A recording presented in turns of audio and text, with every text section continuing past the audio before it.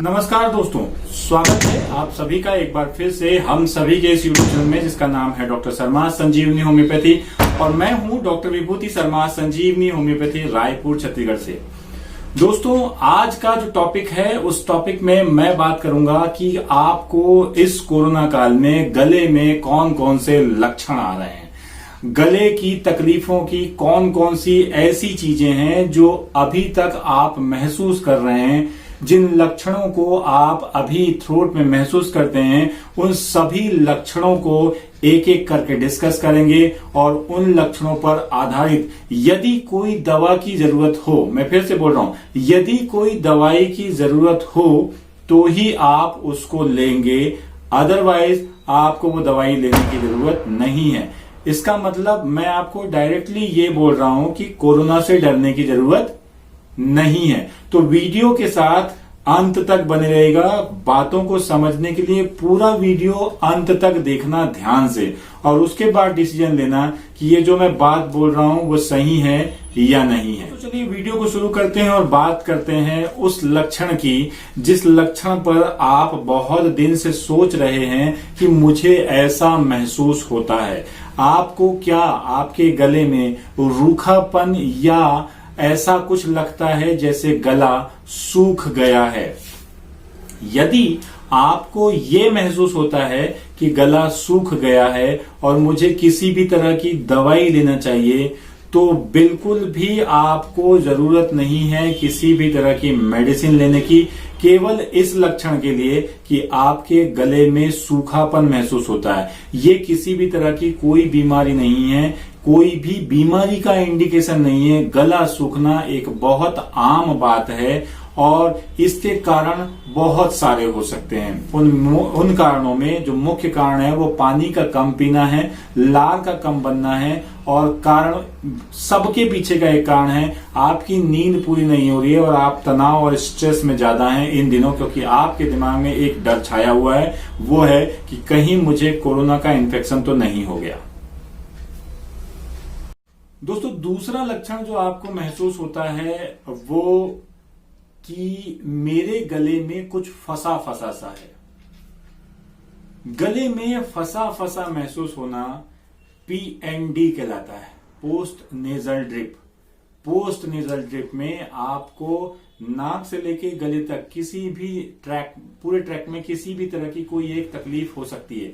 या तो एलर्जी की वजह से एलर्जिक राइनाइटिस यानी सर्दी हो सकती है, साइनस ब्लॉक हो तो साइनसाइटिस हो सकता है, फेरिंग्स में इंफेक्शन हो गले के पीछे तो फेरिंजाइटिस हो सकता है, लैरिंग्स में यानी स्वर यंत्र में इंफेक्शन हो तो लैरिंजाइटिस हो सकता है। यदि ये चारों नहीं है और गले में आपके यहाँ दर्द है, टॉन्सिल में पेन है, तो टॉन्सिलाइटिस हो सकता है। लेकिन इस तरह के चारों आइटिस यानी इन्फ्लामेशन आपको नहीं है तो आपको किसी भी तरह की कोई भी दवाइयां लेने की जरूरत नहीं है। इसीलिए क्योंकि कोई भी इन्फ्लामेशन नहीं है तो आप एंटी इन्फ्लामेटरी ड्रग या कोई भी मेडिसिन सिम्टम्स के अकॉर्डिंग नहीं ले सकते हैं।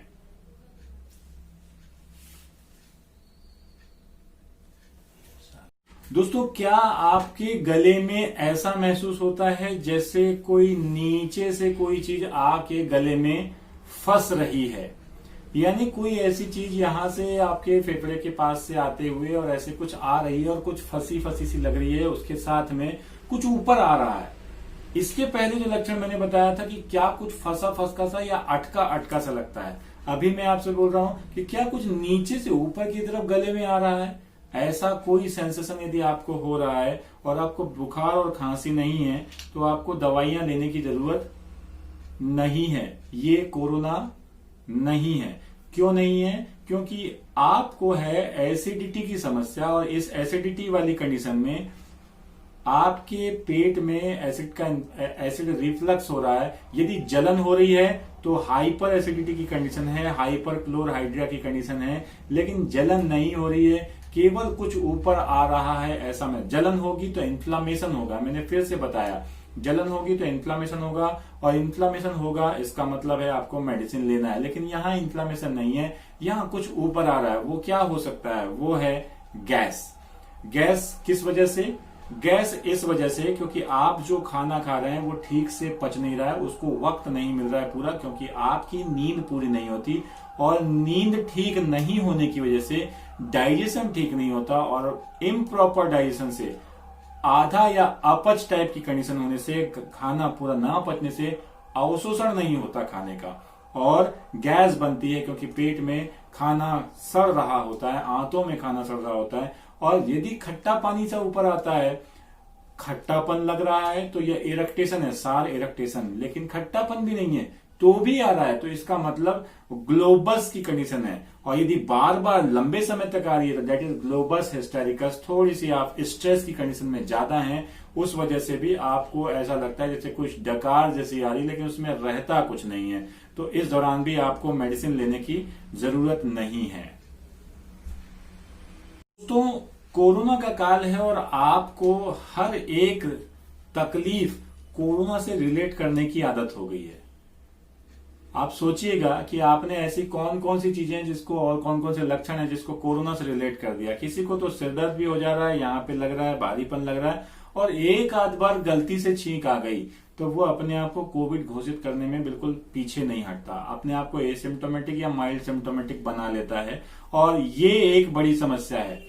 साइकोलॉजिकली यानी मानसिक स्तर पर हम अपने आप को बहुत ज्यादा तकलीफ में महसूस कर रहे हैं। और एक और तकलीफ ये इस वजह से जनरेट हो जाती है कि हम कोरोना के इस काल में हर समस्या को साइकोलॉजिकल लेवल पे जाके सोचने लगे, तो हर एक सिम्टम हमें ये महसूस होता है कि ये मुझे हो गया है।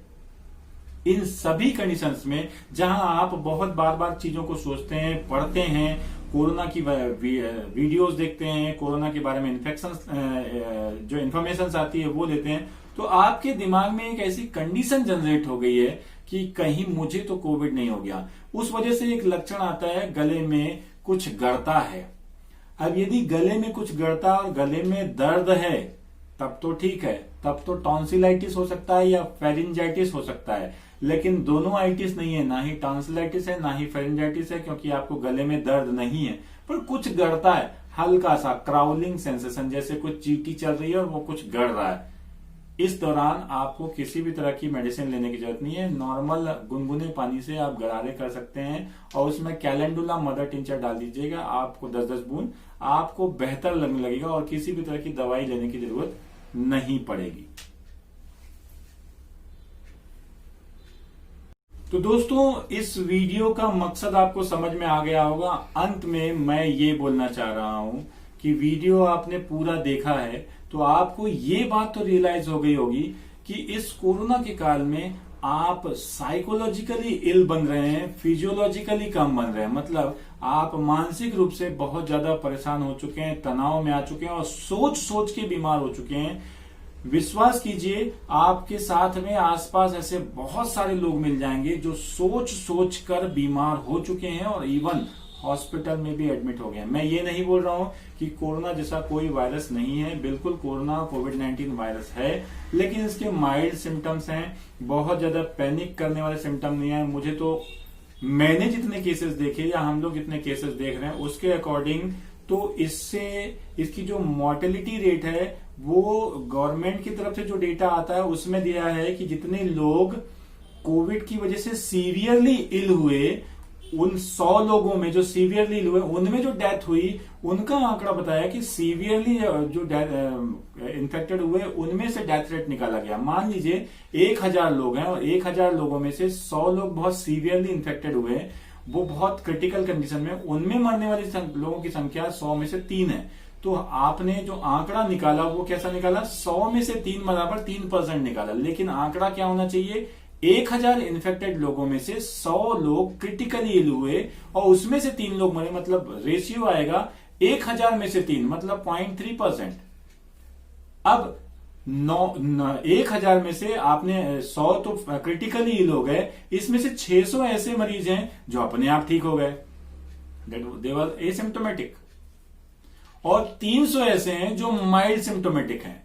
तो ये 1000 लोगों में से 6:3:1 का जो ये रेशियो है, मतलब 600 आपके अपने आप ठीक हो गए, 300 जो थे वो माइल्ड सिम्प्टोमेटिक थे, थोड़ी बहुत दवाइयां दी और ठीक हो गए, और जो 100 थे 1000 की बात कर रहा हूं, उसमें से 3 100 को आपको इमरजेंसी केयर में डालना पड़ा, आईसीयू में एडमिट करना पड़ा, उसमें से 3 लोगों की डेथ हुई। मतलब 1000 में से 3, ये 0.3% का रेशियो ये बताता है कि बात तो सोचने लायक है कि इसको ज्यादा नहीं सोचना चाहिए। यदि हम इस बात को पूरी तरह समझ जाएं तो इस कोविड को भारत से खत्म होने में ज्यादा वक्त नहीं लगेगा। मेरा ये वीडियो यदि आप लोगों को समझ में आया हो तो ये उन सभी जगह पर भेजें जहां पर इसकी जरूरत है, और लॉजिकली थोड़ा सा और ज्यादा सोचने की जरूरत है, क्योंकि ऑलरेडी हमारे देश में बहुत ज्यादा टाइम, बहुत ज्यादा पैसा और बहुत ज्यादा इंफ्रास्ट्रक्चर इस चीज में लग चुका है जो पूरी तरह से यूजलेस है। आशा है आपको ये वीडियो पसंद आया होगा। अच्छा लगता है तो बिल्कुल लोगों तक भेजिए, सब्सक्राइब कर लीजिएगा चैनल को और बेल आइकन को हिट कर दीजिएगा। लाइक तो बनता है। Thank you for watching this video. जय हिंद, जय भारत।